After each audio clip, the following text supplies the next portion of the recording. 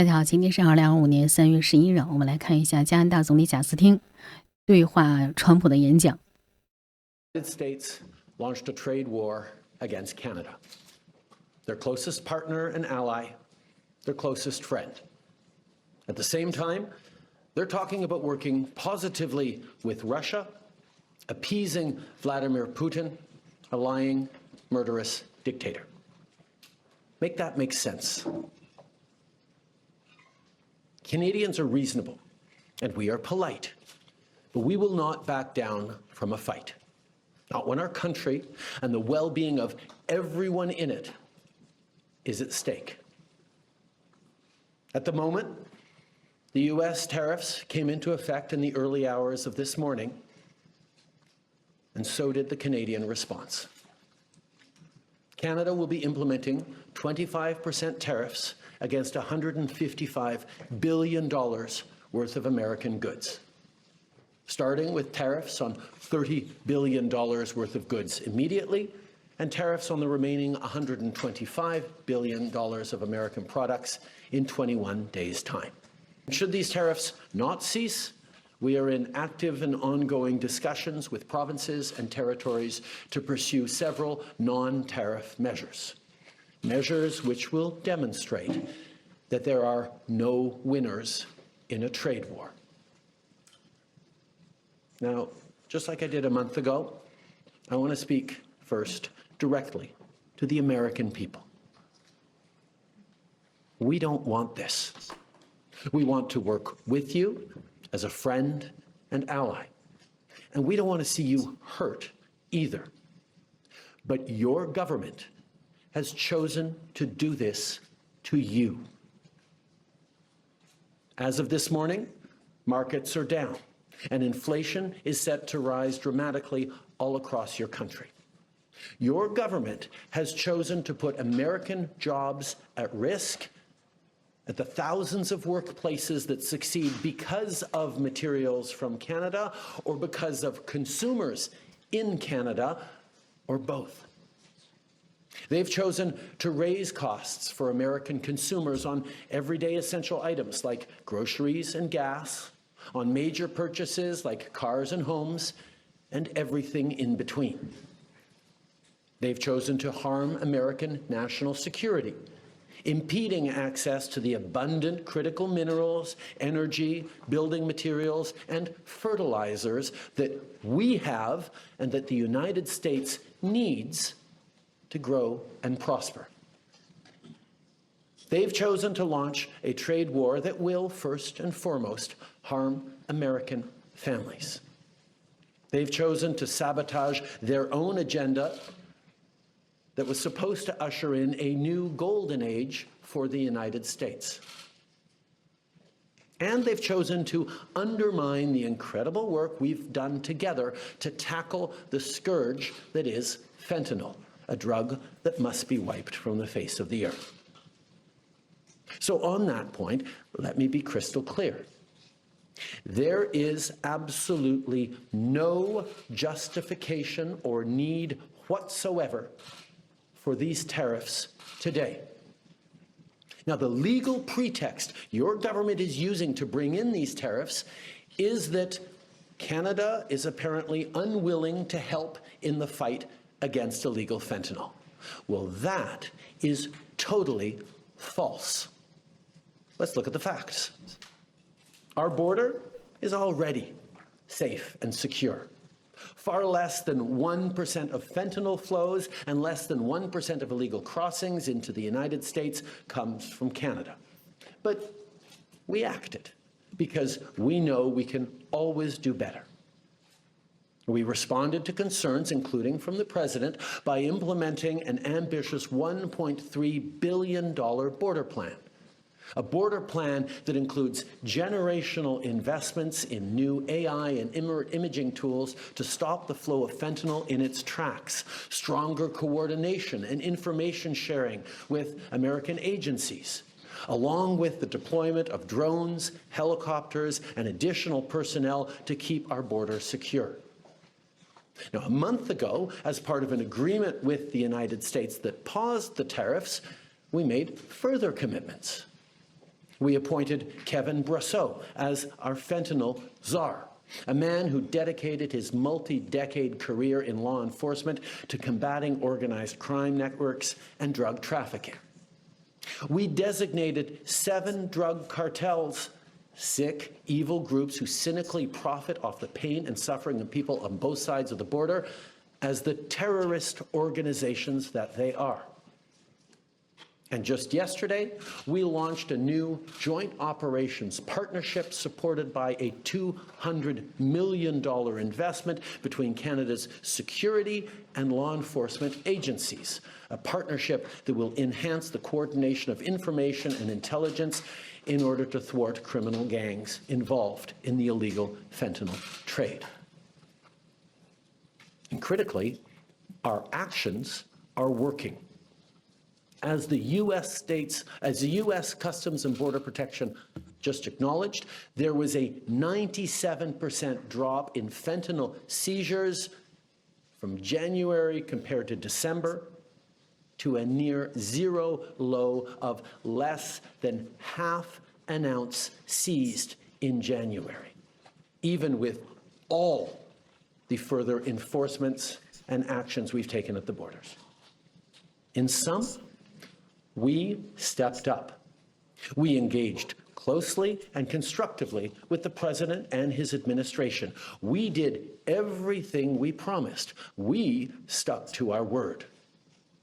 And we did it because we believe in working together to protect our citizens. Now I want to speak directly to one specific American, Donald. In the over 8 years you and I have worked together, we've done big things. We signed a historic deal that has created record jobs and growth in both of our countries. We've done big things together on the world stage, as Canada and the US have done together for decades, for generations. And now we should be working together to ensure even greater prosperity for North Americans in a very uncertain and challenging world. Now, it's not in my habit to agree with the Wall Street Journal, but Donald, they point out that even though you're a very smart guy, this is a very dumb thing to do. We two friends fighting is exactly what our opponents around the world want to see. And now, to my fellow Canadians, I won't sugarcoat it. This is going to be tough, even though we're all going to pull together, because that's what we do. We will use every tool at our disposal so Canadian workers and businesses can weather this storm. From expanding EI benefits and making them more flexible to providing direct supports to businesses, we will be there as needed to help. But Canada, make no mistake, no matter how long this lasts, no matter what the cost, the federal government and other orders of government will be there for you. We will defend Canadian jobs. We will take measures to prevent predatory behavior that threatens Canadian companies because of the impacts of this trade war, leaving them open to takeovers. We will relentlessly fight to protect our economy. We will stand up for Canadians every single second of every single day, because this country is worth fighting for. Les derniers mois ont été stressants et honnêtement épuisants. All right, while the Prime Minister is speaking in French, I want to bring in CNN's Paula Newton. She's joining us from Ottawa, CNN White House reporter Elena Treen. Paula, I've covered U.S.-Canadian relations for many, many years. I grew up in Buffalo, New York, right on the border with Canada. Our family used to go to Canada, to Ontario, Crystal Beach. Every summer we had a home there, so I spent a lot of time growing up effectively in Canada. I have never seen this U.S.-Canadian relationship deteriorate as seriously as it has right now. The Prime Minister of Canada saying the U.S. has declared a trade war against Canada. Have you ever seen this U.S.-Canadian relationship as bad as it is right now? Absolutely not, Wolf. And I echo, your thoughts. In my entire lifetime, Wolf, in terms of what you speak and that very close friendship between Americans and Canadians, I have never seen anti-Americanism reach this height in my entire lifetime. And I want to note, Wolf, that was the Prime Minister, the man who will not be Prime Minister much longer, probably a matter of days. And it was really Justin Trudeau unplugged, saying that he could speak to the American people themselves in a blunt, forceful way, because he doesn't have anything to lose now politically. And I do note that he basically said, Donald, addressing him directly, you are a smart man, but echoing the words of the Wall Street Journal, this is a dumb thing to do. He also made it clear, though, to Canadians, Wolf, that, look, he's not going to sugarcoat it, and this will be tough. Wolf, what's interesting here is that so many people across Canada are echoing what the Prime Minister has said. We have had leaders of provinces say that they're actually breaking up with America. And make no mistake here, Wolf, this will hurt Canadians. This will really bite, but it will also hurt many Americans as well. In terms of what happens going forward, Wolf, this is escalation. And Justin Trudeau is putting the United States on notice that there will be escalation. Key, though, he did speak to those strategic industries. When we talk about critical minerals, we've heard so much about how many Ukraine has. Canada arguably has some of the largest deposits of critical minerals in the world. They were willing to certainly open themselves up to even American companies that wanted to come in and try and exploit that and try and clear some of the regulatory hurdles. It's clear the Trump administration was not interested. Well, if this is a decoupling, not just from Canada, but certainly many, many Western allies, and Europe right now, who've also been put on notice about tariffs in April, are taking note. What happens next? We continue to see the fallout. We do hear that more measures, including what we've discussed weeks ago about things like U.S. alcohol coming right off the shelves in Canada. That's just one example of something that will hit Republican states like Kentucky that will not be able to sell much of their bourbon into Canada at all. But there is so much more here at stake. Key is energy, both oil, but also natural gas and also electricity. And Canada on the table right now has a threat of putting an export tariff on that, which will instantly make Paula, energy hold on for a much more moment, because the expensive Prime for Minister Americans. has started taking some questions from reporters. He's speaking about Vice President Pence right now. Vice President Vance right now. I want to listen. Show very clearly that in terms of taking action on fentanyl, we are doing everything that is necessary, and not just for the United States, for ourselves as well, as Canadians are suffering as well from the scourge that is illegal fentanyl.